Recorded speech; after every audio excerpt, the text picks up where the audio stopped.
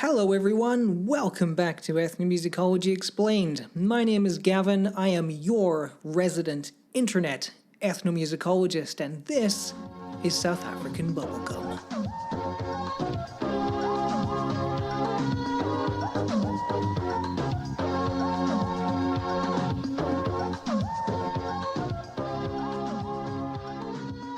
Now, I'm not talking about the stuff that you chew, I'm talking about a genre of popular music that emerged in the 1980s, characterized by electronic instruments, driving 4/4 beats, and vibrant and catchy melodies.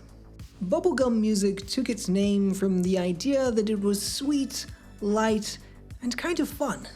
A bit like actual bubblegum.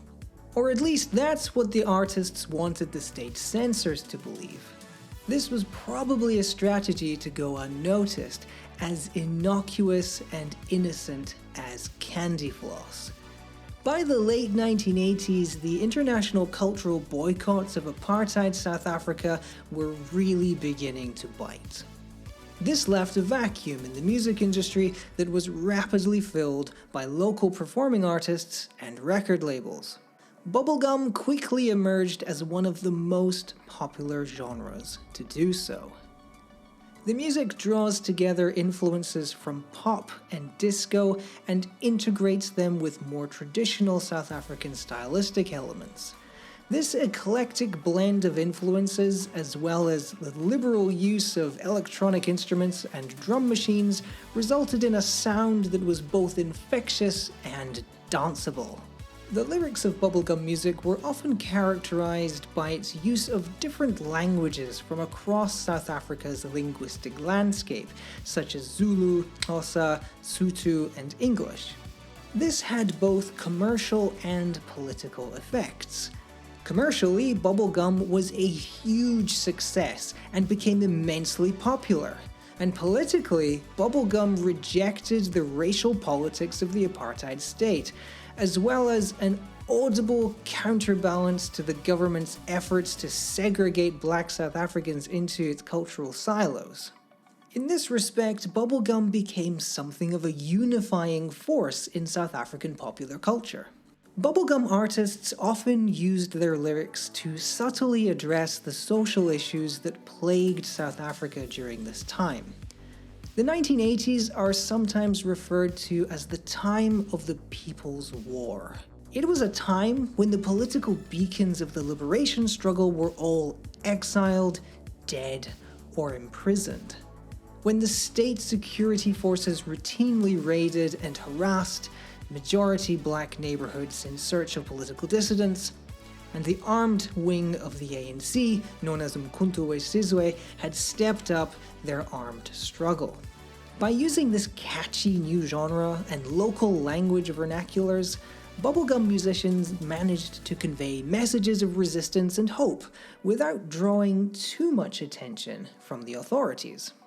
The catchy and lively nature of this music allowed these messages to be hidden in plain sight, making it a powerful tool for social commentary. Through music and dance, people found a way to express their hopes and dreams, celebrating their shared and diverse cultural heritage as South Africans, despite the challenging circumstances. This phenomenon of heightened affective states of being induced through musicking that can influence how we perceive the world around us and reimagine our place within it in indefinite possibilities has been discussed in the literature under the term musical effervescence. The idea being that collective musicking has the potential to heighten states of intersubjectivity to the extent that ideal realities can be more clearly conceptualized as the artificially constructed boundaries between individuals melt away under the intense interconnectedness of participatory music making.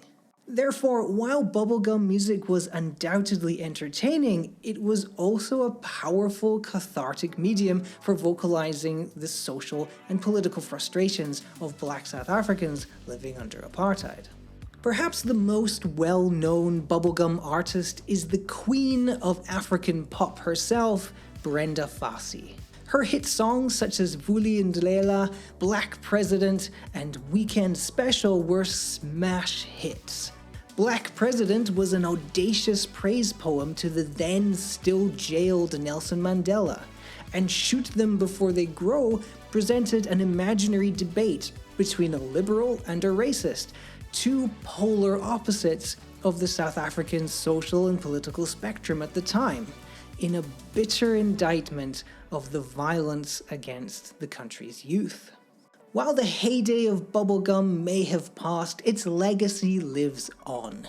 Not only in the influence that it continues to have on contemporary music, but also its place as a historical, cultural signpost in the story of South Africa's response to repression and its eventual liberation. And there you have it, South African bubblegum. If you're interested in this topic, many of the ideas discussed in this video can be found in the following texts: In Township Tonight by David Copeland, Commerce, Politics and Musical Hybridity by Lara Allen in the journal Ethnomusicology, and The Garland Handbook of African Music, edited by Ruth M. Stone. If you have any questions or comments, then feel free to post in the comments section below. I love reading them, and you can find me on Facebook. If you want to keep learning about ethnomusicology, musicology, or music in general, then don't forget to subscribe and ring that bell at Ethnomusic Explained. And as always, I'll see you soon.